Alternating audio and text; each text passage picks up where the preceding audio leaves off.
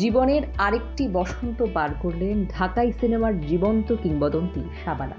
শনিবার গুণী এই অভিনেত্রীর ৭২তম জন্মদিন। ১৯৫২ সালের এই দিনে চট্টগ্রামের রাউজান উপজেলার ডাবুয়া গ্রামে জন্মগ্রহণ করেন শাবানা। তার প্রকৃত নাম আফরোজা সুলতানা রত্না।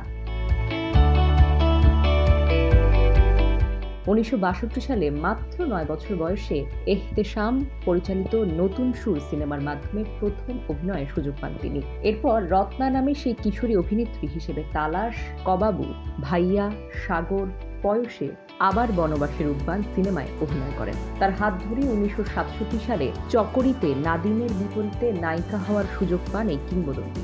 এই সিনেমার মাধ্যমে সবাই তাকে শাবানা নামে চিনতে শুরু করে। সিনেমাটি বেশ ব্যবসা সফল হলে তাকে আর পেছনে ফিরে তাকাতে হয়নি।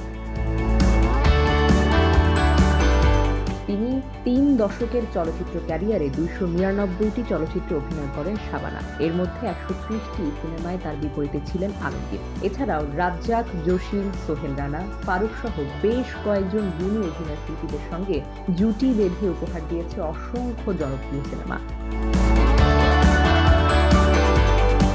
শাবানা অভিনীত উল্লেখযোগ্য সিনেমাগুলো হল ভাত দে, ছুটির ঘণ্টা, দোস্ত দুশমন, সত্য মিথ্যা, রাঙা ভাবি, অবুঝ মন, বাংলার নায়ক, ওরা ১১ জন, বিরোধ, আনাড়ি, সমাধান, জীবন সাথী, মাটির ঘর, লুটেরা, সখী তুমি কার, কেউ কারো নয়, পালাবি কোথায়, স্বামী কেন আসামি, দুঃসাহস, পুত্রবধূ, আক্রোশ ও চাপা ডাঙার বউ প্রভৃতি।